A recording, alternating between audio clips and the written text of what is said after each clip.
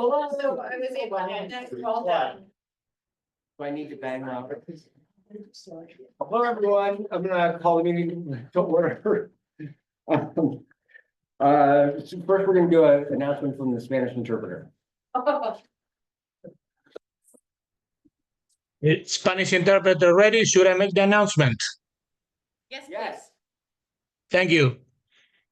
Buenas noches a todos y bienvenidos a nuestra reunión. Para quienes necesitan interpretación, este seminario ofrece traducción simultánea al español. Para acceder al canal en español, en Zoom, siga estos pasos.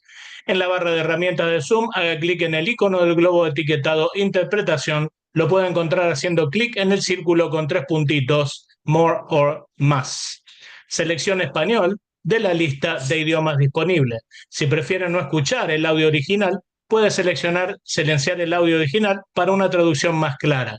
Para los que asisten en persona y desean un auricular de interpretación, pueden dirigirse al personal del Distrito 5, quienes le ayudarán para obtener uno. Gracias y esperamos que disfruten de la reunión. Thank you very much.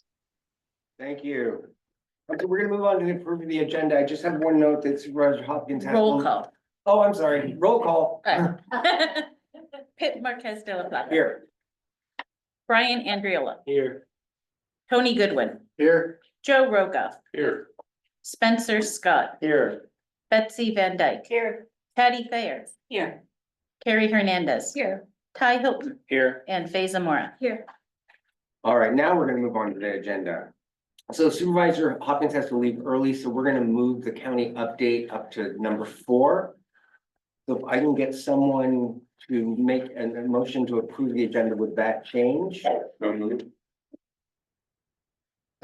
Second. Show of hands, okay? Yes. Show of hands, approval of agenda. That's everyone. Everyone in favor? All right. So we're gonna move on to number 3, statement of conflict of interest. If anyone on the council has a conflict with anything that's on the agenda, now is the time to make a note of it. No? All right, Supervisor Hopkins, you're up. Thank you so much for your flexibility. I really appreciate that. First announcement, Vacation Beach Summer Crossing. We've been getting a lot of people who are confused about kind of Vacation Beach Dam and the summer crossing and how that relates. So I do want to let you know that Sonoma County Public Infrastructure has secured the necessary permits for this year's installation of the Vacation Beach Summer Crossing Road. For environmental regulations, construction is scheduled to begin on Monday, June 16th. 2025, which is per the usual schedule. If all goes smoothly, we are hoping that the crossing would be open to traffic as of Friday, June 20th. But I just want to sort of have an asterisk that obviously there can be delays, so this is not set in stone, but that is the current goal and plan. And then the Vacation Beach Dam, which the county does not have jurisdiction over, that is actually owned and operated by the Russian River Rec and Park District. They have announced a potential delay in the installation of the dam. The good news, though, is that the dam is not required to put in the crossing, assuming that the flows are low enough and we don't get some kind of a crazy, knock on wood, last minute crazy storm. And that is due to state inspection and approval requirements following last year's breach. Remember that? And the early dam removal. The district is now having to navigate with state agencies and engineers, and they're trying to do that all as fast as they possibly can. If you want to follow that progress, you can check on their website, RussianRiverRecPark.org. And that's RussianRiverRecPark.org. So we this is coming up on May 18th at the Board of Supervisors. The Water Agency is proposing substantial increases, not only to rates for the Russian River County Sanitation District, but also to the capacity charges. And the capacity charge increase is pretty staggering and can be very challenging for anyone looking to open a new business or add a unit onto their house. So the capacity charges are one-time fees that are assessed on new construction or on reassessed parcels to help offset the costs of sewer infrastructure. And that's separate from the kind of rate that you pay on a monthly basis. So the proposed rate per ESD, which stands for equivalent single family dwelling, in the Russian River CSD, the proposed is $15,000, actually $15,589. The current rate is $5,969. So that is a staggering increase. Additionally, the Russian River rates, just the monthly sort of bills, are proposed to increase 8.5% to an annual rate of $2,486 for fiscal year 25-26. The sanitation rate relief program will continue to be available to qualifying residential customers and nonprofits. One of the things that we have struggled with is that hasn't been made available to commercial customers. And we have small business owners who would likely qualify for that kind of rate relief. So we're continuing to advocate and work with the Sonoma County Water Agency on this one. I actually didn't vote for the last round of rate increases, and I just want to be clear, I will not support this. I cannot support going from 5,000 to 15,000 in a time when we have a crisis of affordability in housing in the Russian River.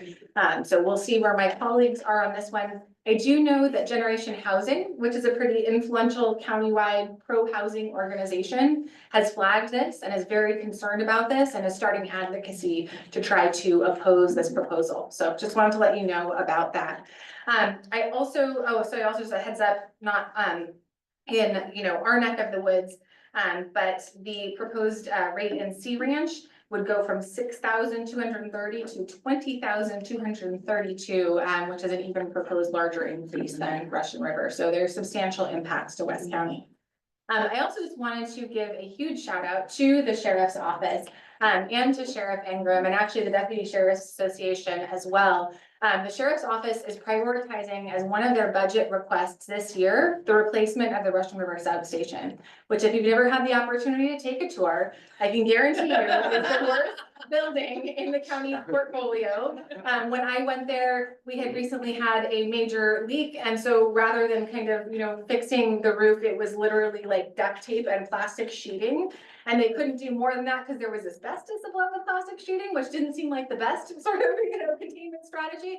And so we did finally get that fixed, but it's really in dire need of repair. And I actually learned something, which is that I thought that the Guerneville Vets building dated back to the similar era of all the Vets buildings, but we actually bought that building used when all of the other buildings were built new. So it actually started in 1920 as a school. So that building is 105 years old, and that explains a lot. So I will just leave it at that. And I also actually wanted to congratulate the Sheriff's Office. It is no longer in my district, but I used to represent Moreland. And they held a really beautiful event. I think it was last weekend, Saturday, yeah. Where they, invited community members and they worked with the community to get the Sheriff's Office out at Amby's Unity Park and really just they've been doing a really great job of community outreach, which also is why they are here tonight. So thank you very much for that. Oh, and they will also be talking about the narcotics unit. I am very committed to funding that on an ongoing basis, but that will also be on the table during our upcoming budget deliberations in June. So if you all have some opinions about that, it would be great for you to reach out to the Board of Supervisors after you learn more from Misty this evening. So with that, I will open it up to any questions. Quick question. I was wondering on the Russian River sanitation service. Can you tell me what towns, I read your newsletter and I still didn't find out. Yeah. What towns does that affect specifically? So it really affects Guerneville. And that's kind of the main ratepayer base is sort of in and around the community of Guerneville. And so for instance, George's Hideaway was just outside of the boundary of the sanitation district. So we actually had to go through LAFCO to get that added. Okay. But that kind of gives you a sense of where the edge of the service area is. It does not serve Monterey. That is a big topic of conversation. How is Monterey going to get sewer in the future? And so that's one of the challenges. Great, thank you. Yeah. Just what you just said, and it now triggered. George's Hideaway, is there going to be a pipe going under the river to the transfer station at Vacation Beach? Okay, I have an idea. Oh, sorry, I don't know why that went on. All right, we're good.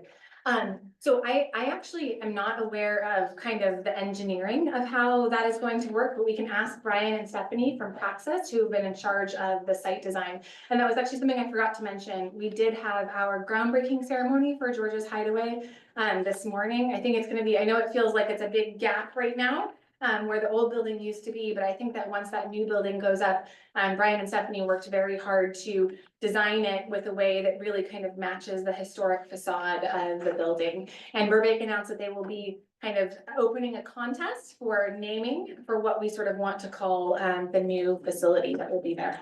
So the answer is you don't know. I do not know, but I can follow up, or I can check in with Brian and Stephanie and get back to you how that's working. Thank you. A similar vein is inclusion of Georgia's influencing the capacity rate increase. Is that one of the capacity improvements that they're talking about? No, and actually, the capacity rate is actually based on a study of how much it originally cost to build the plant. And they actually offered a few different options. There's kind of status quo. There's the option that would actually pay for the original costs of the plant, kind of divided up by the number of potentially developable parcels. And then there's the depreciated version, because the sort of option 2 was extremely high. I mean, like many tens of thousands of dollars.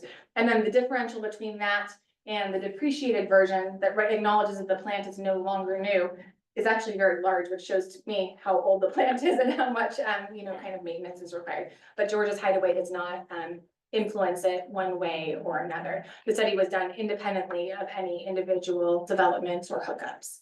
So the increase is based on undercharging in the past, it sounds like? That is correct, yes. Mhm. And in my opinion, it's honestly part of a broader initiative to try to extract more money out of these sanitation districts to make them pay their own way. Right. But I don't think that we're ever gonna be able to pay our own way because we just don't have enough people to share the costs in a reasonable way, right? We have so few hookups and so few people paying into the system, and the state regulations keep getting more and more intense.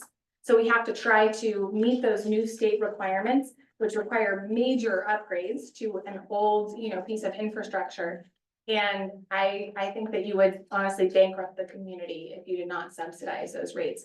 I think that the long-term future is regionalization, and trying to sort of network some of these smaller systems together. And so I've been trying to push Sonoma Water to focus on that and not trying to like squeeze every last drop out of a community that is already being squeezed by homeowners insurance rates, right? Flooded, so both fire and flood, just increasing cost of living, it's challenging right now. And I have one more from a resident, sorry, you're looking at me like that. That I promised I would bring up, and he questions the capacity of the board to act as directors of the sanitation district. Right. You probably also saw this letter, I know the resident of which you speak. but Yes. so do I. I promised to bring it up, so it'll be on the record. Yes, I actually agree with him. We serve on the boards of so many different things, it's, and honestly, I think it's a bit of a, conflict of interest inherently to serve on the board of the Sonoma County Water Agency and the Russian River County Sanitation District, because one is currently subsidizing the other, right? And then also trying to then pull back that subsidy, which is why we're seeing these substantial rate increase proposals. And so I often feel like the Russian River County Sanitation District, really all of our small sewer districts, because there are ones in North County and East County and South County as well, don't really get their kind of due diligence. And so that's why we've actually been working with Sonoma Water to try to create office hours here, so that we actually have staff who are coming out and spending time out in Burnville, able to educate folks on the sanitation relief, opportunity and trying to do more community engagement. I would also encourage everyone, if you haven't gotten a chance to take a tour out on Neely Road and actually see the plant for yourself, because then you really come away with a sense of this is definitely old, outdated infrastructure that needs a lot of, improvements. And you'll also kind of see the Band-Aids that they put on over the years to try to come into compliance with evolving state regulations. But if you come for a tour at the end of Neely Road, understand that there is no parking at the end of Neely Road, so you have to make an appointment so you can get into the gate. Oh, yeah, to be clear, they offer public tours, do not just go sort of, They actually had one on Saturday, Oh, but funny. they didn't open the gate. So there's I go out to walk my dog and there's all these people wandering all over the place with cars. Yeah, they should open the gate. We They don't- finally okay. opened the gate. That's a scary turnaround too. It's a very scary. Okay, anyone else on council have questions or comments? Anyone in the room have questions or comments for Supervisor Hopkins? No, no? How about online? We have one hand raised online. Steve, please unmute to speak.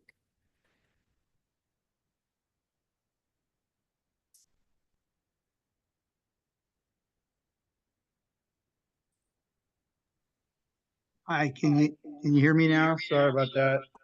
We can. Thank you Supervisor Hopkins for the update. You mentioned the infrastructure, and I wanted to acknowledge and thank your staff, especially Che, for giving an update on the Summer Home Park Road retaining wall that has been out for at least 3, 4, maybe even 5 years.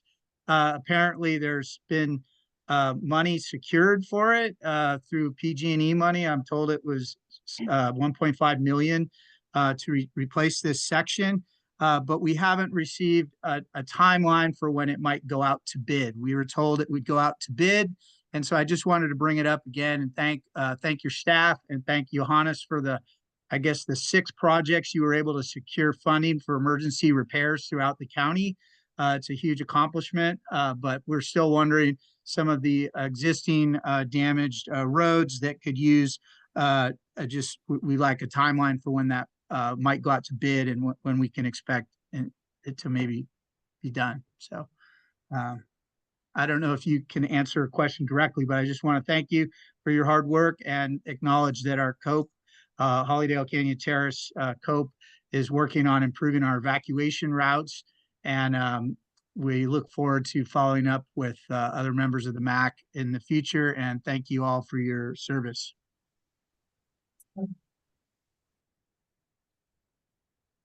That's the last one. There's another Yeah. hand raised. And then I'll answer both. Robin, please unmute to speak. And I'm sorry, for 1 sec, I should have mentioned this before. We're asking everyone to limit their comments or questions to a 2-minute time frame, and we do have someone timing that. So if you hear a noise or someone raising their hand, we're just trying to be respectful of everybody's time. And then I'll answer the questions all at the end. Yes.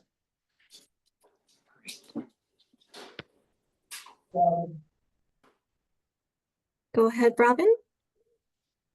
Can you hear me? Yes. Oh, great.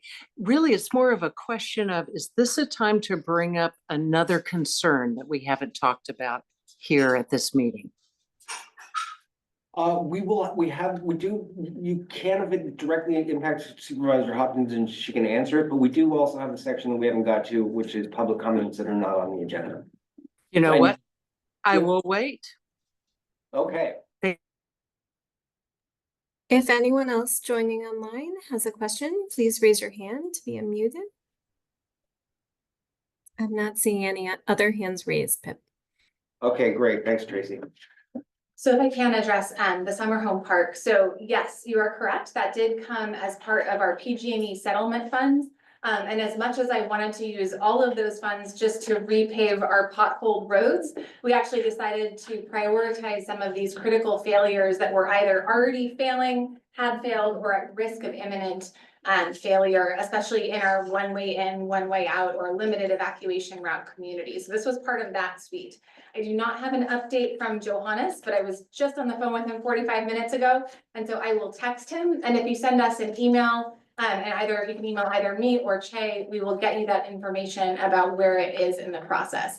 I apologize, the ball might have gotten slightly slowed down by the urgent dual closure situation that we have with Westside and Wooler that has been occupying a lot of staff's time. And for those of you who are following that issue, tomorrow there will actually be, I think, a very exciting announcement about when construction on Westside Road Slide will start.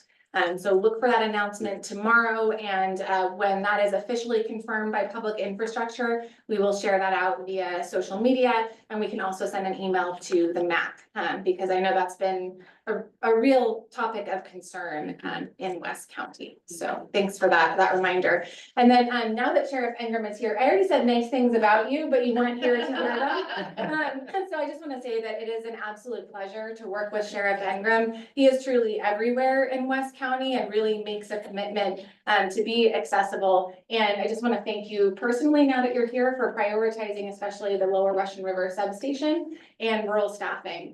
And so I'm really looking forward to supporting his budget requests. But as you all know, I'm only one vote of 5. And so the more that we can lift up the priorities, of the sheriff's office to serve our rural unincorporated communities, I think the better off all of our unincorporated communities will be, because we still have not returned to the pre-recession staffing in the sheriff's office. And out there are sort of some, points of hope, including the new narcotics unit, including the new parks unit, which we're also having very preliminary discussions about, whether we could actually get some more residential deputies, which means that, they're here the majority of the time, even when they're off duty. So it's easier for them to, spring into action. But we continue to look for ways of upstaffing the sheriff's office. So thank you so much for taking time out of your busy day and for just being everywhere. We also talked about how awesome the Moreland event was before you got here. So just wanted to throw that out there. So with that, no more questions from the council? Thank you. All right, thank you. Okay, We have some staff updates on the same item, Yeah. so, okay. and that's what, we're gonna move to the other staff. Okay, sorry, I just didn't want to move on to the next Yeah. item. So I wanted to let you all know that, based on the Sonoma County Tourism meeting that we had, I have met with Regional Parks and Sonoma County Tourism, and we've set up a meeting. It's not an ad hoc, it's a community meeting. I have a couple of MAC members who've already said they'd like to participate. If any other MAC members would like to participate, I'll tell you a little bit more about it, but then just reach out to me offline and let me know if you'd like to join the meeting. It's gonna be on Wednesday, May 14th, with Regional Parks and Sonoma County Tourism to share ideas about parking, signage, promoting local businesses, and leave no trace messaging. So if you're interested in attending, or you know somebody who should be included, it's primarily around the summer shuttle. So Forestville businesses probably, but anything around summer shuttle and messaging about stewardship would absolutely be welcome to join that meeting. And then the other thing in your packet, and there's a few packets here if other people wanna see it. I didn't print it with all of the agendas, so if somebody really wants to see a draft of a magnet that we're putting together, so that when the MAC tables at events, they have something that they can pass out. And it has some general information about the MAC and also about SoCo Connect. And so this is an opportunity. We brought it last time. I've talked to some people offline. I've shared it with our team. So this is pretty close to the final draft, but I am open right now to any other input that you all have around this, and then we'll get them printed so that they're available for the rest of the summer. Thanks. So if you have input into this, email Debbie directly. Or even let me know now. This is an opportunity if there was discussion, but if you wanted, but I will probably be ordering it very soon. And then I think those are the only 2 things that I had to update on. So thank you. Okay. Thanks, Debbie. Okay, we're gonna move to the consent agenda. So on the consent agenda, we have 2 sets of minutes. We were not able to approve the March minutes because we didn't have a quorum of those that attended the March meeting. So we're gonna bring that back today, as well as the April minutes. So we'll take one at a time. Can I get a motion? We can do them all at once because it's the consent agenda. Oh, yeah, okay, yeah. Yeah. Can you clarify if someone like myself was not at the March meeting, am I allowed to vote or not? You are allowed to, if you feel comfortable. And actually, I did a little bit of a research because there was some question about approving the minutes. And there is no rule that says members have to go back and watch recordings to vote on minutes. And technically, while we have to maintain minutes, that is part of our bylaws. There's no legal requirement to approve minutes at all. It's just something that as a council, we choose to do as part of our commitment to transparency and public engagement. And at any time, anybody could also go and watch the recordings on the District 5 YouTube channel. But yes, if you feel comfortable voting on it, you may, and if you wish to abstain, that's also perfectly acceptable. Thank you. You're welcome. Motion to approve, or Yes, that's fine. Well, I got a motion to approve, the consent agenda, which I'll is the second. minutes. Second. All in favor? We got all raised hands. Okay, and so Joe was first and Patty was second? No, Spencer was first And I and was, Betsy was second. Thank you. Okay, now we're gonna move to items that are not on the agenda. So we're gonna go to council first. If you have something that's on the agenda, you'd like to make a statement or bring up, now's the time to do it. I do ask you to keep those brief. We have a pretty full agenda tonight. Anybody, Joe? I wanted to let everybody know that the Gurnville Plaza project is still alive. The people who are putting together the community outreach plan for it got a hold of many of us and some other community members and interviewed us and got our thoughts around it, and we're moving it forward to share, to put together something that they'll share with the architect so they can come up with proposals. I don't have any time on it or anything else, just so you know, it's still breathing. It's kicking. but it'll still, they're planning to have focus groups like they did for the park. Right. And, just no schedule yet, so they'll put together 3 or 4 ideas. Very good. Any other? I have an announcement. Yeah. There is a community preparedness conference happening this Saturday at from 10 to 1 at the Oddfellows. And what that is a discussion about efforts to protect our communities from wildfire, floods, and other natural disasters. So it's different communities that are getting together. It's sort of a grassroots thing. So far, we've got over 50 people who have registered for the event, so the turnout should be good. And it's discussing the Firewise and COPE groups and sort of how we're networked and how we communicate to each other and some of the best practices that we've learned through our own communities in those arenas.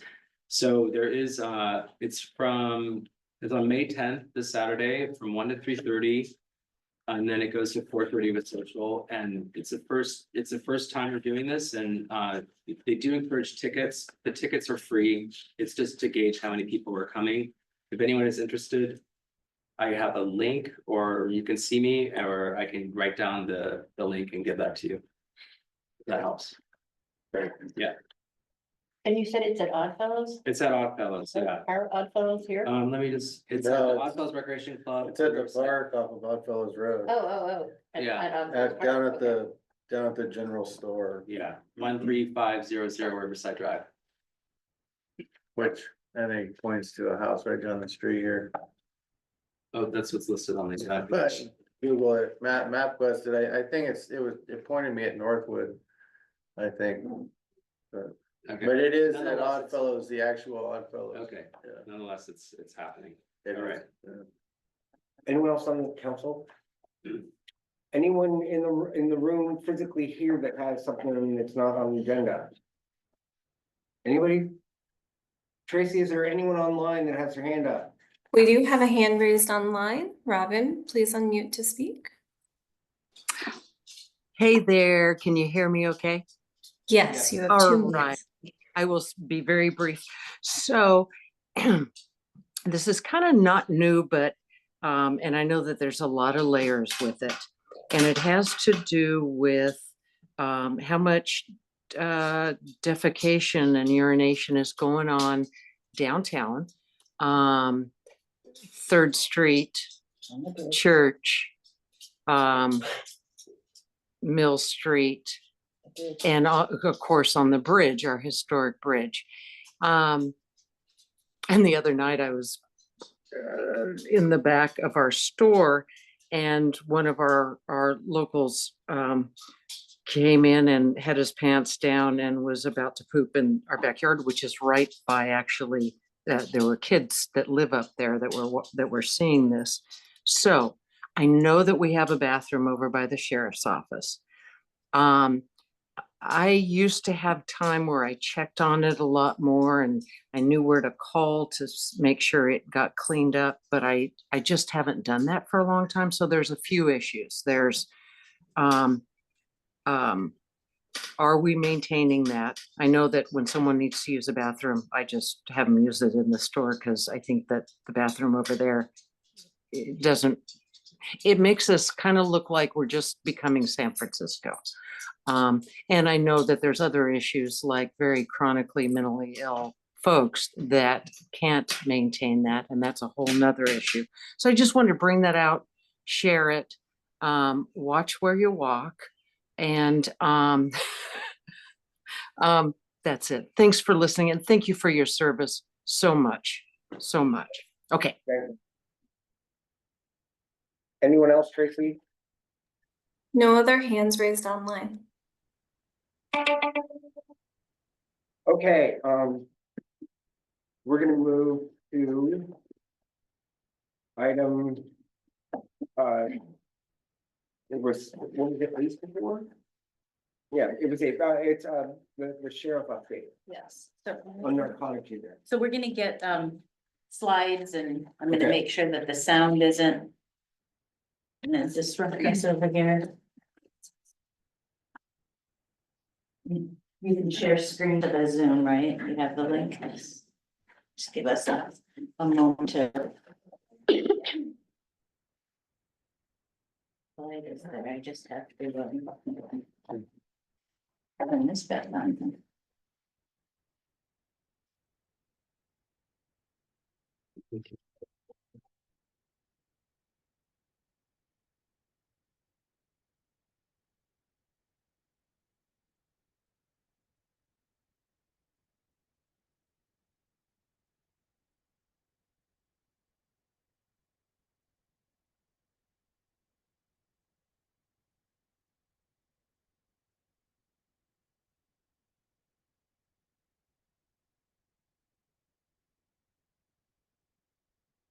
Yep. Right. Thank you for coming. Thank you for having me. Well, before we get started, I guess I will address the public urination and defecation. As I was hearing that, I was like, oh my gosh, so I sent my operations captain a text to contact the substation, so hopefully we can reduce the public urination and defecation. I'm here to give an update, not just on the narcotics unit, but that is the primary topic. Next slide. So for those of you who don't know, the narcotics unit was eliminated in 2017 due to budget cuts, which is something that's kind of unheard of for an agency our size not to have a narcotics unit. I don't know of any agency our size that doesn't. Fentanyl has been something that has been introduced into Sonoma County within the past couple of years. The number of deaths from fentanyl, whether users or accidental deaths, most of them have been accidental deaths from individuals who thought they were getting some other type of drug, and drug dealers typically or have been lacing cocaine, methamphetamine, other drugs with fentanyl, with the hopes of addicting more people and increasing the user base to have people come back. And people don't know that they are ingesting fentanyl and unfortunately have died as a result. So the narcotics unit was brought back in November of 2024 as a pilot program with the help of the Board of Supervisors. At that time, we had a contract with Solano County Jail to house some of our inmates there because our jail, we had lost a lot of correctional deputies. So as we were training up deputies and we were doing a real intensive hiring for not only correctional deputies, but deputy sheriffs. And as we were doing our intensive hiring, we had a lot of correctional deputies that needed training. So for a short period of time, we had folks housed in Solano County as we were training up our deputies. we were actually very lucky that we were able to hire a lot more people than we thought we were going to hire. And got them through the process quickly, so we were able to cut short our contract with Solano County and reallocate those funds from that contract to start the narcotics unit. The funds from that contract was able to fund the unit until June of 2026. Which doesn't quite get us through the fiscal year of this coming fiscal year. So last week, we had our budget workshop with the county. And during the budget workshop, one of the asks from the sheriff's office to the board of supervisors was to permanently restore the funding for the narcotic unit, which it consists of 4 deputy sheriffs and 1 sergeant. Not as large as the unit was prior to it being eliminated, but it's something to start with. Next slide. So with the narcotics unit, and mind you, these are numbers from November when the unit was reinstated, and not a large unit. 4 deputies and 1 sergeant. From November 5th through March 31st, they've had 78 arrests, seized 68.5 pounds of methamphetamine, 4.5 pounds of cocaine, 13.5 pounds of fentanyl, 13 pounds of DMT, which is a hallucinogen, 10,000 pounds of psilocybin, 101 pounds of pills, different sorts of pills, and some of them are fentanyl laced, for the street value of approximately $2.1 million. And $135,000 seized, and 62 firearms of individuals who probably shouldn't have firearms. Sheriff Ingram, I'm sorry, I usually don't interrupt when That's fine. but it might be helpful if you kind of could just give a brief explanation of what the narcotics unit is there for, right? And what does it do and what's it charged with? So the narcotics unit is a specialized unit that does narcotics investigations, more deep investigations into narcotics. So we have our deputies on the street, and they do arrest from virtually anything. So domestic violence, they do narcotics arrests as well. Sometimes from those smaller narcotics arrests, they generate larger investigations that a deputy on the street can't conduct. Because they're really time intensive, and those are then turned over to the narcotics unit. The narcotics unit can also generate their own cases based on different criteria or different things that they run into investigating other cases. So it's really a unit dedicated only to narcotics investigations. Sometimes there's some overlap. So our property crimes unit may be working a property crimes case. In that property crimes case, there may be drugs involved. They get merged up with our narcotics unit, and then our narcotics unit takes the drug aspects of it and move on. So narcotics unit are charged with only or mostly investigating narcotics cases. And because of that, that's why you see the higher amount of drugs, because that's really what they're investigating, their drug related cases. Great, thank you. These are agency assist, and what these are cases that our narcotics unit have helped other agencies with, or cases that our narcotics unit started with. And the case was either a large case and we turned it over to a federal agency, or the geography of the case. So something that started in Sonoma County, but it went to Fresno or Southern California, and we just didn't have the resources to go to Fresno or LA or San Diego. And we turned it over to Los Angeles County Sheriffs or whoever. And the investigation continued and an arrest was made in that case. So in cases like that, we've worked with 12 other agencies, 52 total assists, 12 different agencies. And out of those cases, 50 pounds of methamphetamine were seized, 11 pounds of fentanyl, and 10,000 pounds of psilocybin. These are called out separately because those agencies ended up finishing the case, and those are in their cases. And the ones that I highlighted before are strictly our cases. And so the simple way to explain it is, this evidence is sitting in someone else's evidence locker. The previous evidence is sitting in our evidence locker and being prosecuted in our courts here in Sonoma County.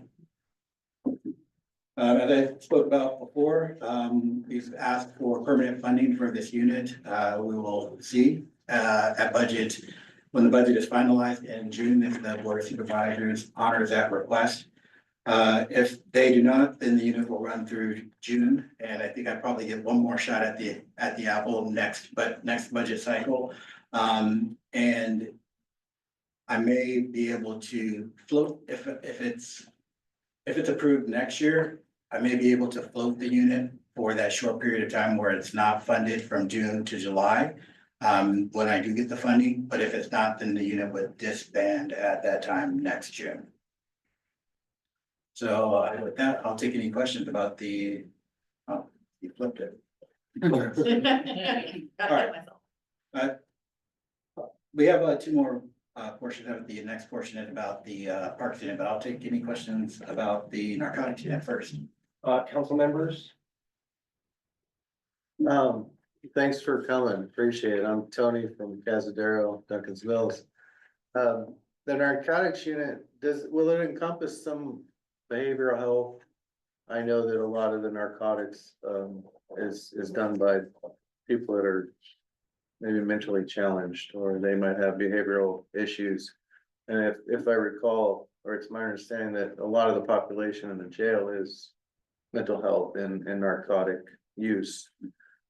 Is that taken into consideration, maybe helping that situation out? So the narcotics unit focuses on the dealer aspect of it, not the end user. So they're really going after the higher level people who are doing the dealing and not necessarily at the user aspect where you're right, there are the behavioral health aspects of it. So they're trying to stem the flow as opposed to dealing with the end user who may have behavioral health issues. That's wonderful. I was really impressed to see 11 pounds of fentanyl. I mean, I think a pinprick would kill someone, wouldn't it? It can, it's not a lot. For your habitual user, as with anything, you can build up tolerance. So with the habitual user, there may be more. But for someone who doesn't know especially, that amount could be fatal. Well, I really support this move. I remember back in the 90s, this area was consumed by methamphetamines. And it really has cleaned up a lot. Yeah. And it would be nice to keep it clean. Thank you. Right. Yeah, you have a bullet on public participation. I'm just curious, do you want the citizens to contact you and under what circumstances? How can the public help you?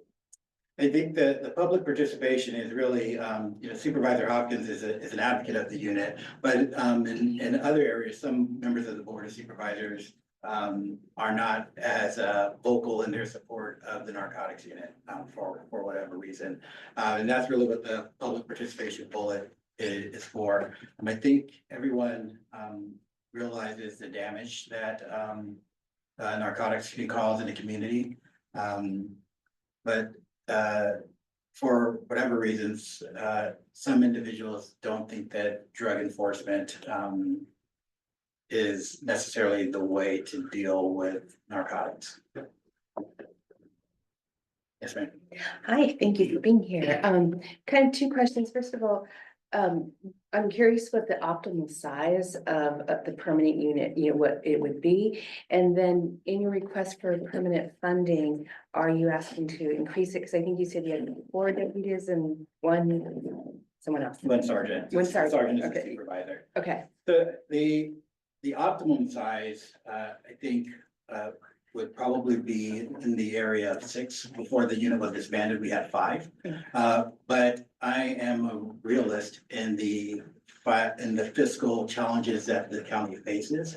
I'm not a greedy person, and I'm, as I said, I'm a realist in the challenges that the county faces. The sheriff's office is not the only county department. The county has a lot of needs, from roads to behavioral health to managing childcare. The county has a lot of needs. So realistically, we can make do with 4. And if things change fiscally for the county in the future, then, maybe there's a way to go back and ask for more. Well, there is a way to go back and ask for more. But I'm realistic in the county's fiscal situation, and So I don't want to be greedy. Okay, so the ask that you've made is to keep for the Keep, current. keep what we have now for the one supervisor. Thank you. Yes. Thanks for being here. What's the cost to continue with what you're asking for then? It's about $2 million a year. Thank you. Yes. I have a curious question. 20,000 pounds of psilocybin is a lot of mushrooms. Was that like a regional distributor or, I mean, So that wasn't just one case, that's over several cases. Right. And so, again, these cases that they do are at the distributor level. They aren't, someone standing out on the corner dealing drugs. These are, when they typically, do a case or making an arrest, there's several individuals involved, in an arrest. And, in a case of, cocaine, they're dealing with, a pound or half a pound methamphetamine, they're dealing with a pound or half a pound psilocybin, maybe several pounds. So, their cases, they're not dealing in ounces or grams, they're typically dealing in pounds or, 2,000, 3,000 illicit pills. I'm just interested in where all of the psilocybin was headed. I'm not that intricately involved. Mr. Ingram, thank you so much for being here. A couple of questions. This is countywide, this narcotics unit. Is there a proportion, is it proportionately bigger seizures in the river area perhaps? That question, I do not know. I'm not Okay. as operational in the unit. I'm not operational in the units, Okay, know then where what they're. percentage? Yeah, what Okay. percentage is. And the second part is in public participation. Does the narcotics unit have any plans for outreach for education, let's say to go into schools and to talk to kids about the dangers of these drugs that are on the street and what we're doing to fix that and to just have more public education in general on the topic? Initially, when we were bringing back the unit, that was one aspect that we were considering. But as the unit started working, we found that the volume of work was a lot. Yeah, sure. Not having anyone doing these investigations in a substantive way for over 6 years. We knew there was a lot, just sort of based on conversations with, Santa Rosa Police Department, who has a narcotics unit. So we knew there was a lot of activity there. We didn't realize how much activity there was until we actually started doing the investigations ourselves. Yeah, I mean, that's 5 months, the amount of seizures, it's incredible. Yeah. So there's probably a lot more. Yeah, there's, for everything we catch, there's a lot more that's going by.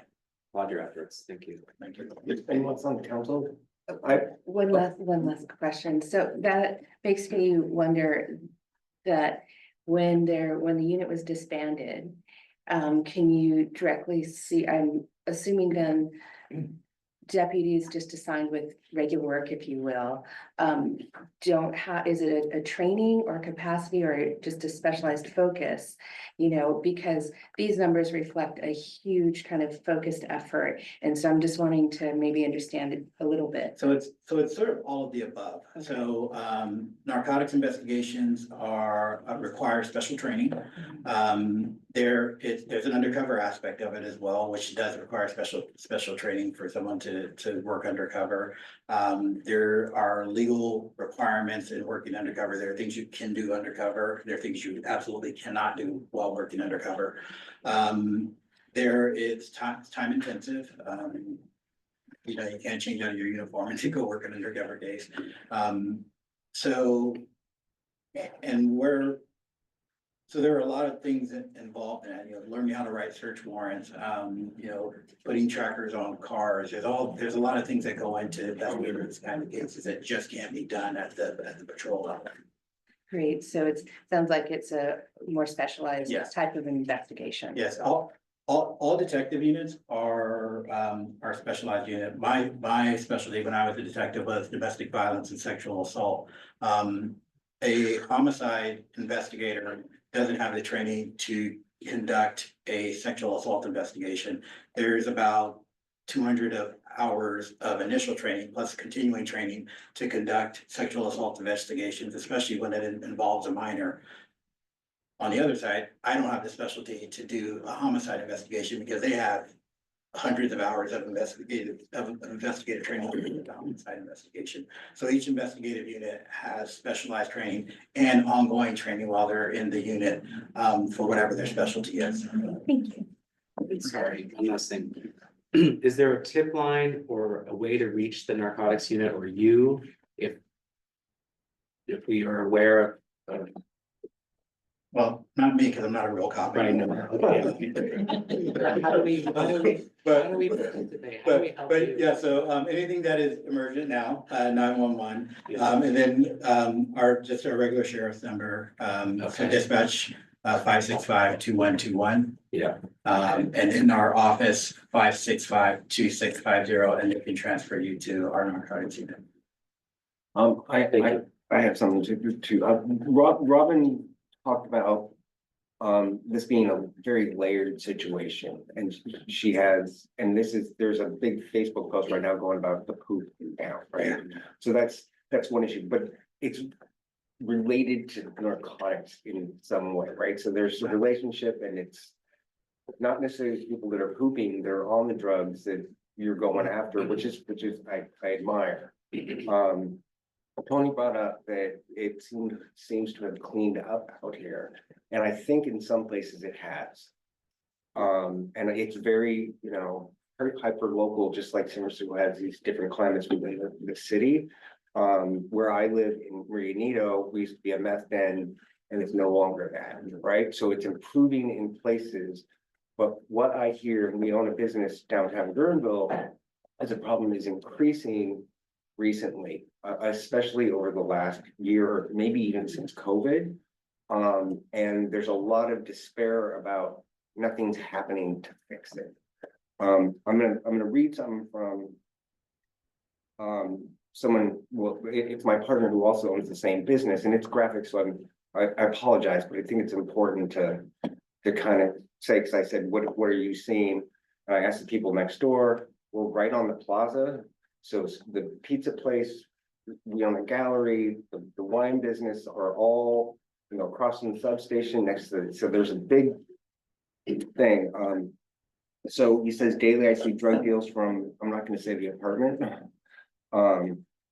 near Johnson's Beach. I've talked to 3 women who've been repeatedly raped by one of them at least once a week by a group of men who write on her face with a Sharpie. I've had 4 physical altercations with men who won't leave the gallery or attempt to steal. They're on drugs. There's a woman who every day parks on the backside of the gallery with a dog, who stress parks daily and gives guys blowjobs out of her van for money. There's been a series of people overdosing on the streets, and that I have physically seen myself. There's been more ambulances that are parked right in back of the gallery than dealing with people that are overdosing. I've been here for, I don't know how many, over a decade, right? I've never seen it concentrated in a short period of time. Last week I pulled a girl off of a busy intersection who was on her knees screaming for help because the drug dealers were threatening her. I remember when this happened, he called me at work and he was in tears.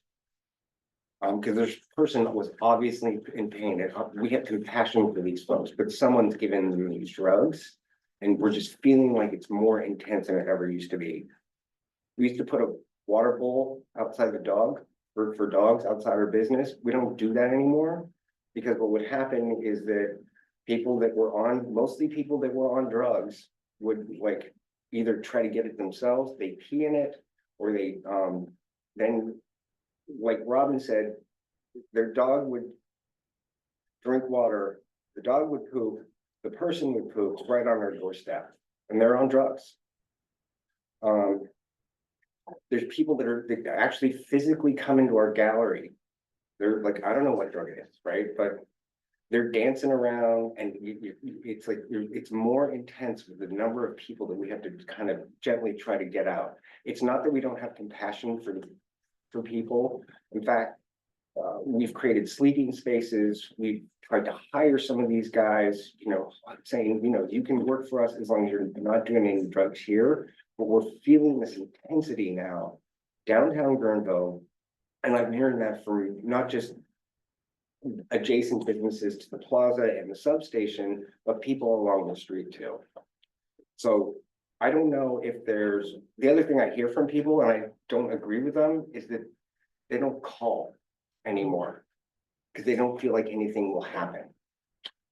So I'm wondering if there's some kind of mechanism. Someone brought up a feedback loop or something, and I don't know if it's the Chamber of Commerce here or another group that could act as a liaison where they collect this information and provide it to you guys. So they don't, because then at least they know someone is listening and consolidating.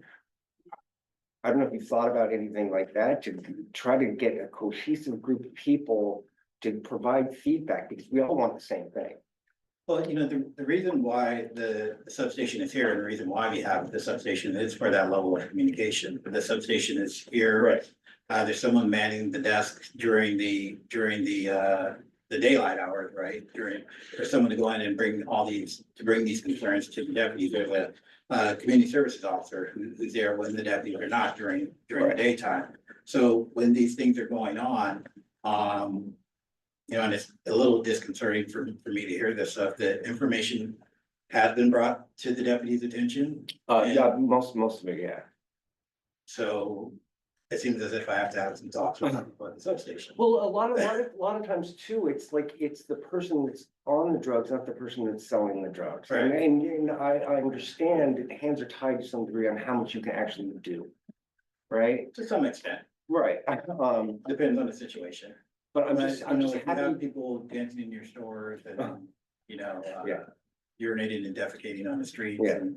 and things like that.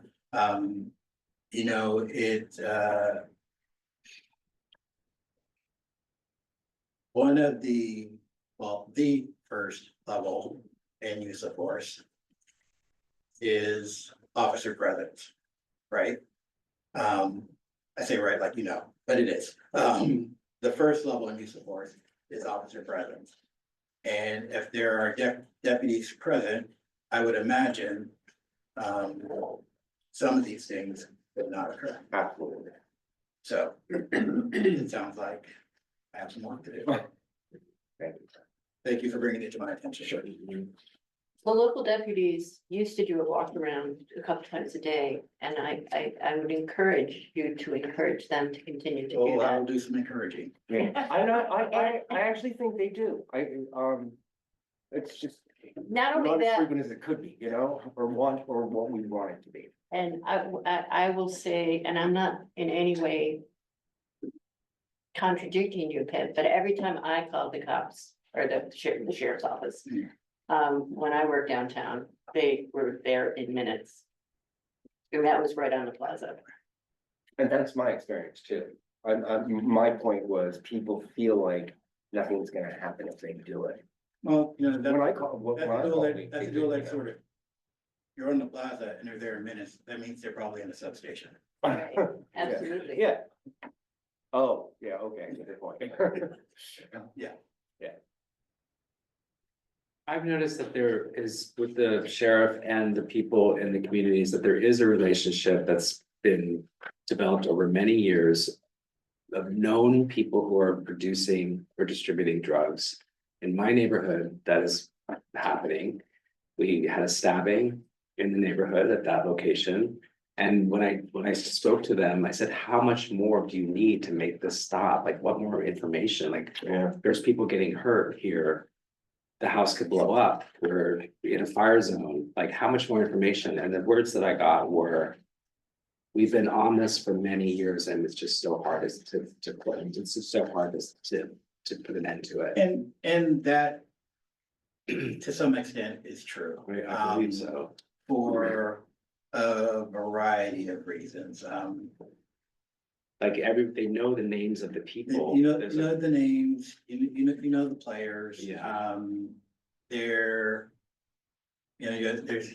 search and seizure rules that are involved, and then, that's even before you get to an arrest, and then you get to court and whatever, once it gets to court. Even if there is a conviction, you know, what happens after, what is the Right. conviction and what does it mean? So it can be difficult to stop and, you know, deputies and police officers in whatever jurisdiction you live in, it's just, you know, whether it's out here or whether it's in the city of Santa Rosa or LA or San Francisco, wherever you are. If you work an area for, a number of time, for an amount of time, you get to know the people, because the reality is, we deal with the same 5 to 7% of people on a daily basis. That's just the reality of it. We will probably never deal with anyone in this room. We just won't. It's just the reality of it is that we just won't. But we will deal with and have dealt with grandpa, the son, and grandchild. Wow. Unfortunately, that's just where we are. What can we do to help? Well. I know you need money. Well, no, what I was gonna say is, you know, what you've done today made me aware of some things. Continue to call us. And if you're not getting the service that you don't like, I mean, if you're not getting the service that you feel you should be getting, then first you call us to the substation. And if you're not getting the service or the response that you feel you need from the substation, then call Santa Rosa.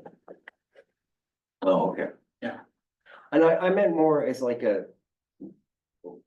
And I'm really talking about downtown Guerneville businesses right now. Is there something like an education thing that can happen where the sheriff department talks to all the businesses or goes to a chamber meeting and really talks about the stuff that's happening on the ground and how we can all work together to mitigate those things happening?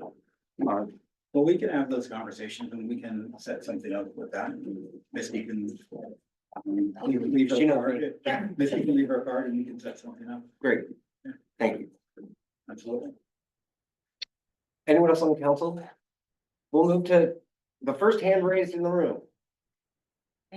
Oh, yeah. And if we could have public comment come up here so that our interpreters can hear you. And then at the end of public comment, you could come back and address things rather than going back and forth. Okay. So if Wendy has a question, hold your comment, and then after all of the public comment, we can, is that okay, Pip? Yeah. Okay, sorry. Well, unless there's 20 questions, Yeah. then it's hard to count. Right, okay. We'll go for that for right now. Thank you. But Thank so you if you for could- coming and doing the presentation, and kudos and congratulations and thank you. Is the intention to continue having a substation here? I know it's in disrepair and 100 years old.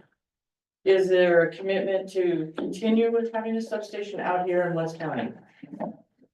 That's an easy yes or no. Well, you can answer that. Yes. Okay. I knew that was gonna be the answer, so anyone else in the room? I'd actually love to make a quick comment, Matt. Oh, sure. Thank you. So I actually just have a quick question about the process that locals can go through in sort of reporting this. I had a family member actually who, in a different county, had to go through a process with reporting a drug distributor. And she was initially afraid of like the repercussions in the neighborhood, like if it went wrong. Is there some sort of fact sheet online or some sort of information that's available that shows people who want to report the process of how it will go through and protections for themselves? Tracy, how many folks do we have online that have hands raised? I'm not currently seeing any hands raised. Okay. Oh, sorry, one hand raised. Okay, why don't we take that question online and then you can answer both of them, that'd be great. Okay, Jill, please unmute to speak. Hi, I just wanted to say, we used to be near a meth house. I'm really glad to hear that the meth problem has decreased. It was not in the downtown area, and I want to say I have nothing but praise for the sheriffs and how quickly they responded. We practically had them on speed dial and they could be up within a matter of 3 or 4 minutes. And they were wonderful to work with. They really had their hands often tied with being able to do anything. These people are very hard to catch red-handed, so to speak. And then it's very limited enforcement, you know, they get thrown in jail for a short period of time and then get early release. So I really feel for the challenges that you have in trying to address these issues. I did see a while ago talk about the homelessness, and it does seem to be very clearly linked with the drug use. And I see public participation on your slide there, and I'm thinking, how do I participate when I see tents and bicycles and people that are clearly not sober in our communities? Do you want us to call you every time we see somebody that looks off a little bit, or, you know, do they need to be in the act of doing something illegal? And how do we address that? What's our public role? Thank you. Take questions in any order. I'll start off, the first question. So there really isn't a fact sheet on how to report, crime. So there, but we have two ways. One, you can call, emergencies or 911, or just our business line to report something. If you have something that you want to report, but you want to stay anonymous and you don't really want to get involved, we do have a silent witness program, which you can do by going to our website and hitting the silent witness link and putting in whatever you want to on there. So if you have vehicles or names of individuals and basically any information you have, you can put in the silent witness link. And then we can go off of there. The difference with the issue with silent witness is that because there is no witness or anyone that we can provide, who can provide testimony, that makes our job a little bit harder. For example, if we wanted to get a search warrant, and I'll pick on Misty because I know her. We could interview Misty. Misty can provide factual information. We could write that information into our search warrant and present it to a judge because we have a witness who swears to be the affiant that this information is true and factual and correct. And we can present that to a judge if we have corroborating evidence. Silent witness, we don't know if the information is true. We don't know who put it in there. And so that makes, we have to condense more corroborating information. It can be a place for us to start, but there are more steps that we have to do in order to verify all that information is true and correct, to continue on with the investigation. But there are ways to anonymously report crimes for us to do. Silent witness just makes the process a little bit longer. When it comes to individuals on the street or doing anything, I always encourage people to call for anything. Because you never know what can come out of that.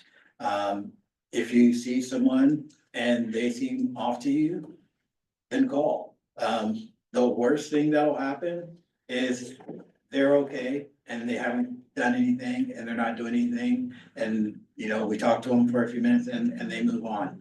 The best thing that can happen is you can avoid a crime, someone being victimized, or someone can actually end up being helped in that process. So I always encourage people to call us, because it never hurts to call. That's why we're there. Thank you. Yep. Ask a question. More of a point of clarification. Wayne Scala, Gardenville. Does the sheriff's department still keep track of all the calls if they call dispatch versus the substation? My point is, if you keep track of that, if more people call, you're gonna see more focal points where the actual problems are. Is this true that you do track them? That's Wayne's correct. So all calls that come into dispatch are logged because they come through our computer aided dispatch system. If you call the substation direct, that's not tied into our computer aided dispatch system, so they're not tracked. So that's correct. They are not pinpointed, and so they're not tracked the same, they're not tracked at all. Is that a good thing or a bad thing? It's Yeah. it's not great for tracking, Yeah. but if you have, it's good for community oriented policing, it's bad for tracking. So, if you have a personal relationship, they do have a substation log, which they put it in. But if you call and you say, hey, there's something happening on Main Street, and a deputy walks out, he deals with it. he may put on the radio that he's out on Main Street dealing with whatever, but dispatch doesn't know where the call generated from. They just know that the deputy's out there on Main Street dealing with whatever, versus if you call into dispatch, they know that the call came from your store and you're the person who called, and then the deputy's dispatched that way. So the call is still handled, it's just, we don't know, it's not really logged of where the call came in and how. One looks like a self-initiated activity from the deputy, the other is, there was a person who called in and complained, and that's where it was. Yes.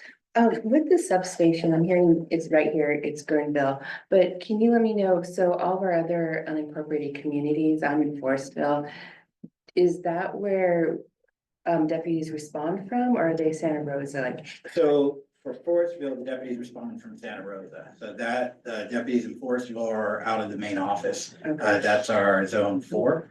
So they do their briefings out of the main office, and then they move out into the Forestville area. That zone starts at Lano Road. Okay, thank you. Any other? I have someone who is having trouble with raising their hand in the Zoom, so sent me a question. Okay. So,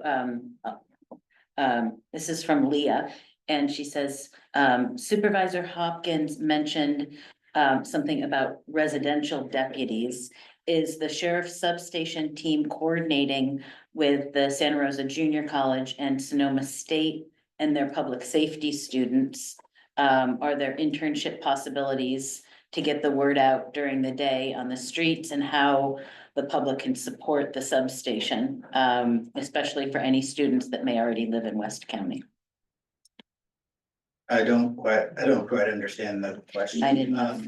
Was talking about resident deputies. So for the resident deputy piece, we currently have 3 resident deputies on the coast, North Coast, Central Coast, South Coast, so, they're out there on the coast now. Supervisor Hopkins and I, and that's the way it's been for years. Supervisor Hopkins and I have been talking about how we can potentially get additional resident deputies out on the coast, very early in those conversations. The population on the coast has increased, the activity out there has increased, especially on the weekends and during the summertime. We don't know if it'll happen, but that's something that we've had conversations about. Okay, great, thanks. Any other hands raised? Thank you so much. Oh, you have one? Oh, sorry, you're hidden. I just wanted to say, we didn't talk about regional parks. Right, because I jumped over myself. There we go. This year we did start a regional parks unit in cooperation with the regional parks. This came about, mostly because of the issues over and over again with the Joe Rodota Trail. The park rangers are classified as peace officers, however, they do not carry peace officer equipment and are not trained as peace officers. So what happens with park rangers is they go to a police academy, and when they finish the police academy, they get rid of all their police equipment and they are park rangers and don't do police work. So all they really have is a ticket book and pepper spray and things of that nature. So when issues happen on Joe Rodota Trail, they really couldn't deal with it. So when it got to be really bad, which would seem to be a cycle every couple of years, there would be an issue. Joe Rodota Trail is a county park, but it is incorporated Santa Rosa. So the park rangers would go to Santa Rosa Police Department and say, hey, can you clean off the trail? Santa Rosa Police Department would say, you are peace officers, you clean off the trail. And then they would come to the sheriff's office, many sheriffs before me, this is on, and the sheriff would say, it's in an incorporated city, that's Santa Rosa's problem, and if it's not Santa Rosa's problem, it's your problem because you're peace officers. And so that would be the cycle over and over and over again. So when I became sheriff, it happened for the 3rd or 4th time, I can't count anymore. And I said, okay, I will clean off the trail, but we can't keep doing this over and over again, because it would take months sometimes before, eventually the sheriff's office would do it. But it would take months before the sheriff would finally relent whoever the sheriff was at the time would finally relent and do it. So I said, okay, I would do it, but we can't keep doing this over and over again, so. How about I create a parks unit in conjunction with regional parks, and we will make it so this doesn't happen again. Because if you have peace officers patrolling the parks, including Joe River Trail, then we make it so this doesn't happen, and we don't have to wait for it to get this bad. So the board of supervisors, the CEO's office and parks, we all agreed that, yes, that's probably a good idea because we don't want it to be that way. So we created the parks unit with one sergeant and 4 deputies. And it's not just for Joe River Trail, it's the entire park system. So they're spread out throughout the entire county, covering different zones. But in addition to this, what I tell people, because that's a, 4 deputies and a sergeant aren't enough to cover the entire park system. Well, there are only 8 park rangers. But 8 park rangers aren't enough to cover the entire park system. But just like with Windsor and Sonoma, who are also sheriff's contracts, when you contract with the sheriff's office, you just don't get who you're contracted for, you get the entire sheriff's office. So if there is an issue in a park that's in Cloverdale, the closest deputy goes. And then the parks deputy will go and end up taking the report if there is a report. If no report needed, then the parks deputy continues what they're doing. So it's worked out pretty well. We haven't had many issues. They're training and working within the parks unit. And everyone seems to be happy. Great. Yes. So, is their general goal then patrol, and is it on a rotating like dart, or where there have been issues, like, and I'm curious how it's enacted.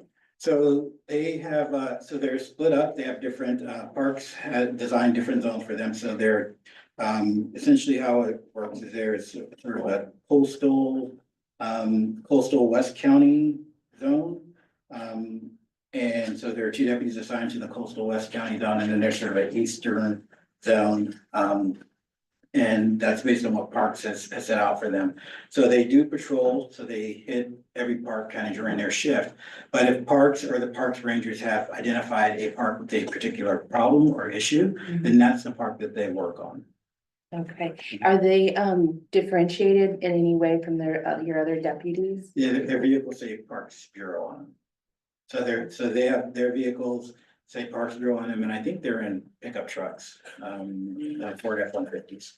Okay, and they still act on behalf of where they would act like a regular deputy? Yeah, they're full deputy sheriffs. Okay. Yes. And do they monitor parking lots for people's safety? Like, I'm just curious of their goals, and I know some of our remote parks, which I love to frequent. Right. Have a sense of vulnerability, right? Yeah, so their primary function is to patrol the parks, including the parking lots and everything within the park. So they don't go to any regular calls for service. Those are left to the deputies who are not in the parks unit.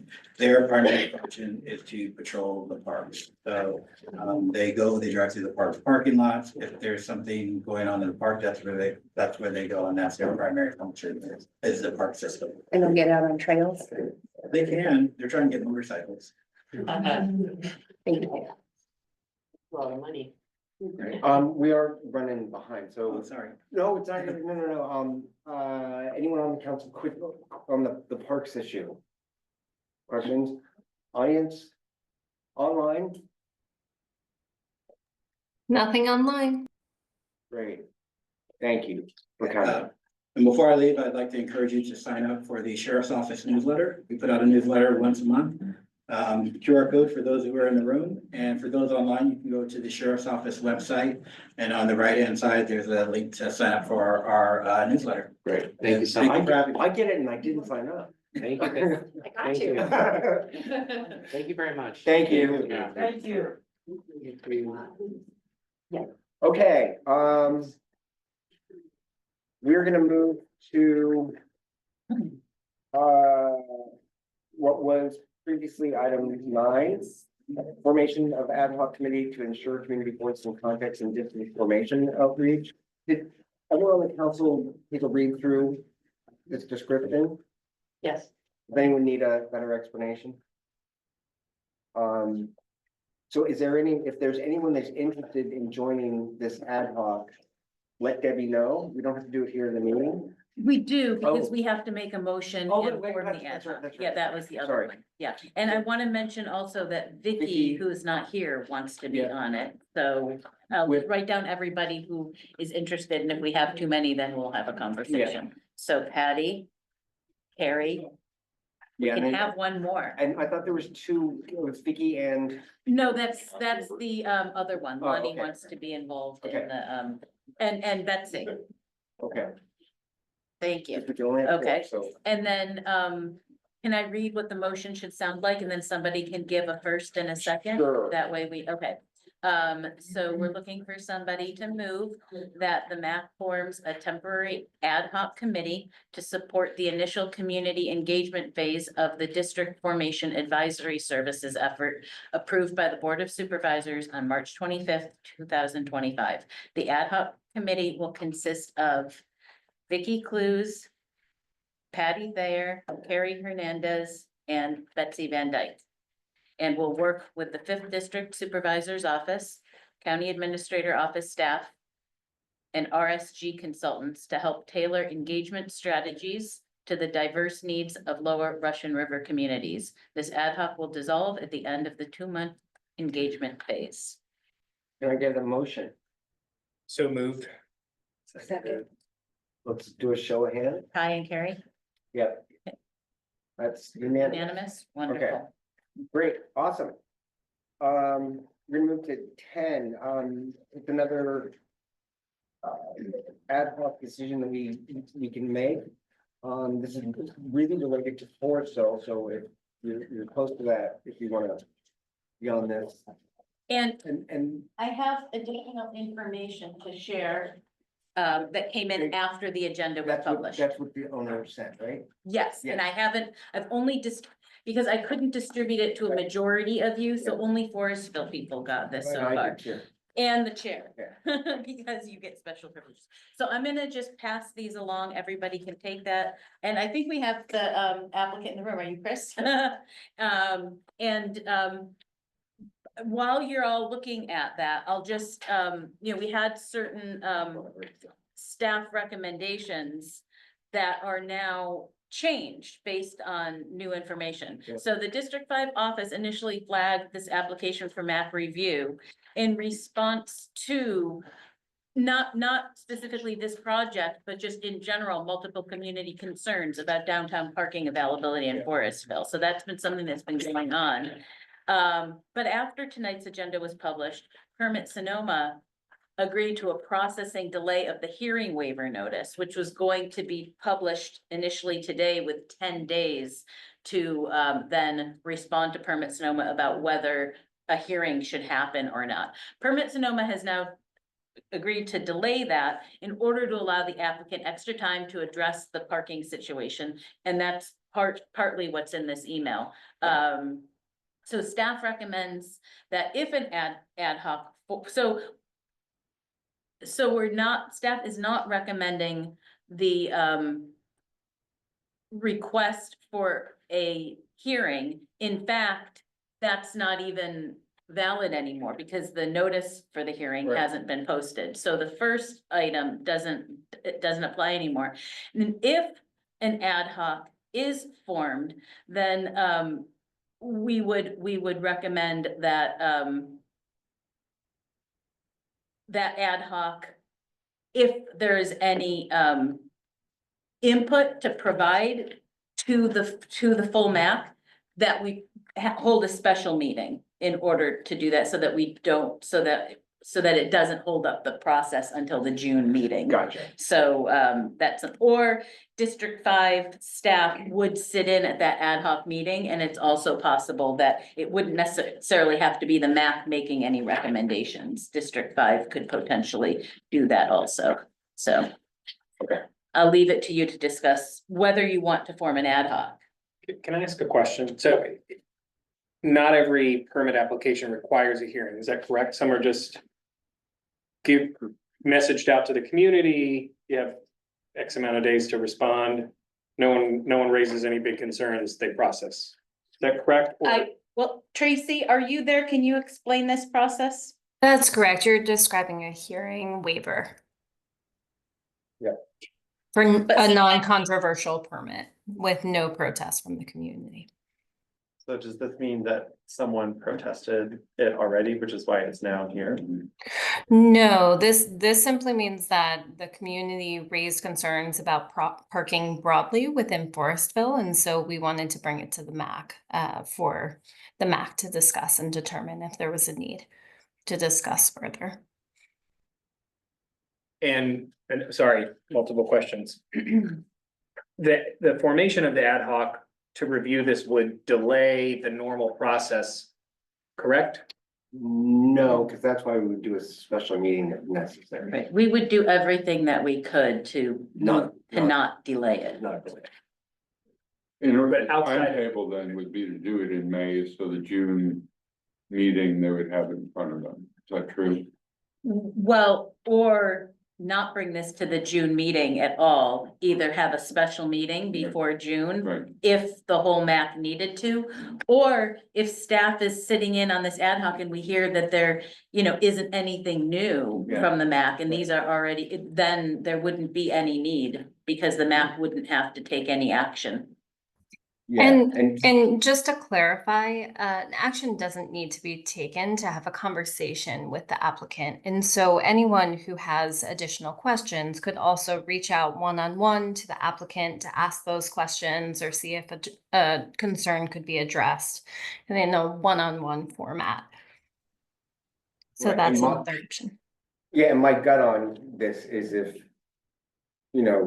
the ad hoc, and remember how we set these ad hocs up for use issues like this? The thought was the people in those districts would most likely sit on these ad hocs. So in this case, it would be Forestville folks. Right. Right. And so if the Forestville folks had a real strong objection or whatever, it may come back to the full MAC.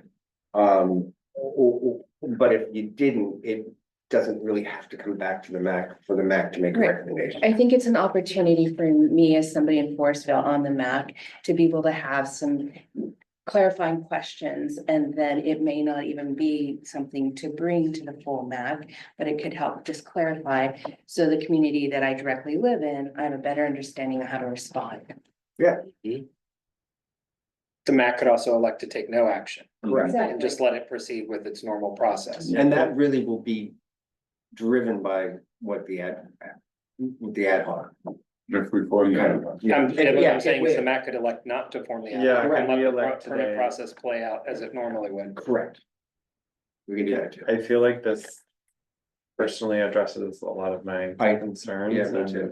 I Yeah. don't think that they're already operating at a high volume, and I've parked there at high times, and it's at most you walk from, I've never actually had to park where you park for the farmer's market, but theoretically, if you had to. Are we having a discussion about this now? Yeah. No, actually, this is only about whether we form the ad hoc or not. Right, I don't think we Yeah. can get into the questions of Yeah. it because Yeah. we do have questions. Thank you. Well, I know, yeah, But in that's general, fine. yeah. I was confused because this was provided. so Right, I- because that's that was, So because given that's the additional information that we information. have, does the entire MAC think we should form an ad hoc to address it? And that's the question before the MAC right now. Well, as a resident of Forestville, I would like to simply to clarify, since I live in that town and have clarifying questions. If the MAC is saying I'd be best to address them directly with the applicant, then tell me that. But I would appreciate the opportunity to meet with other MAC members in an ad hoc situation in an expedited manner so that we don't delay. My intention is not in any way delay the permit process, only have a better understanding of the details. But it might, if you have questions and you're the only one that has questions, it might behoove you to just schedule a meeting with the Sure. applicant, and then you could always just bring, and anytime there's And you have anything, that you can bring discussion, something you can bring it back right to the to District Right, Five I hear office. that, but I thought you said Lonnie had an interest in that. No? No, that is the, Okay. the tourism Okay, meeting, and Vicky yeah. sometimes takes interest, but she didn't. She She didn't, okay. No ignore me. interest on your part. I mean, if an ad hoc, sorry, as a Forestville representative, if an ad hoc were formed, I would be interested in participating, but based on the information that I've received, I don't see the need for that personally. Okay. I personally wanna just listen to you guys, and I'm Yeah. not hearing that there's right now a great need for an ad hoc. Yeah. But I'd certainly support it if that's what you all want. I think deferring to the first Yes, is that's- the way to go here. Right. So, I mean, I would like it just because I think there are some clarifying things, even with the great email that came through. I still have some questions in there. I can support that. I can Debbie? support that. Yes, Tracy? Sorry, through the chair, a quick clarifying question. If Carrie wanted to ask the applicant questions along with another MAC member, but the group was smaller than an ad hoc, is that an allowable approach? I don't know. I think that would still be an ad hoc. Got it. Well. No, I don't think it is. Well, if we don't form it by action of the MAC, it's not an ad hoc, so Correct. it's an allowable thing. Correct. Correct, yes. So you can. you So, can. You yes, can still so do that could happen. Yeah, Good call, Tracy. yeah. So if there isn't if there isn't a motion to form an ad hoc, I can follow up with the Forestville representatives Yeah. about scheduling a meeting. And then it wouldn't be an ad hoc, so it wouldn't hold anything up Yeah. for the applicant moving forward. Well, I sure hope it works out, cause we sure like that pizza. Sorry for all of our. My wife makes me drive all the way up to the place. Yeah. We do have another items we need to, Yeah. like, if, so it sounds like the Forestville reps are split on ad hoc or not, So here, the, if you wanna make a motion. yeah, you can. You can, Yeah, I don't know that I have the support. We're in favor of whatever you wanna do, Carrie. Whatever you wanna do. We'll support you. Out of curiosity, would the motion be to approve an ad hoc with members attached? And Yes. who would those Yeah. members be? Correct. Is it Carrie, and would Ty be, would you be Well- part of it if we were to do the motion? He doesn't have to. Yeah, he said he would. If the ad hoc is formed, as a Forestville representative, I feel like I should participate in it. yeah. That being said, I don't think it's necessary. And that's the same information I had from Lonnie. If one formed, because he's the Forestville rep, he would be willing to, but he didn't necessarily see a need to Yeah. do it. Well, it really sounds to me that we ought to wrap this up. Yeah. It sounds to me that you have concerns and there are avenues to get your concerns addressed other than forming an ad hoc. Yeah. And so that is what I'm hearing sitting here. That's what I'm hearing. Okay. Okay, so no one's gonna make a motion to form an ad hoc. Okay, let's move on to the next one. All right, I'm getting all leathery with my numbers. 11, but it's really come up. So community engagement discussion. This is an opportunity for discussion regarding scheduling, tabling and upcoming events, calendar input for other events, or to report on individual outreach to other MACs or community groups regarding engagement initiatives and best practices. And this is going to be, actually, thank you to Carrie, this is going to be a standing agenda item. When we run long, it can be tabled Yeah. for the next meeting. But it's an opportunity, especially following up from the All MAC meeting. If there are individual reps that wish to reach out to other MACs and say, how are you doing this? And then come back and report out on what they've heard and have opportunities to talk about that. That can take place here. It gives you an opportunity to bring that. I would just ask if you have some kind of update, maybe flag it to me ahead of time so we can make sure that the agenda has time if you're And bringing if there's, something. if there's documentation or whatever. Yeah, You can include. We it. can include it in there, but also if you just wanna, report, oh, I reached out to the Springs MAC and I'm gonna have a meeting next week with, one of their MAC members to talk about this, does somebody wanna come with me? You could do that, you could have less than a quorum go and meet with other MACs. Also, just to talk about tabling, we did the Fix It Fair on May 3rd.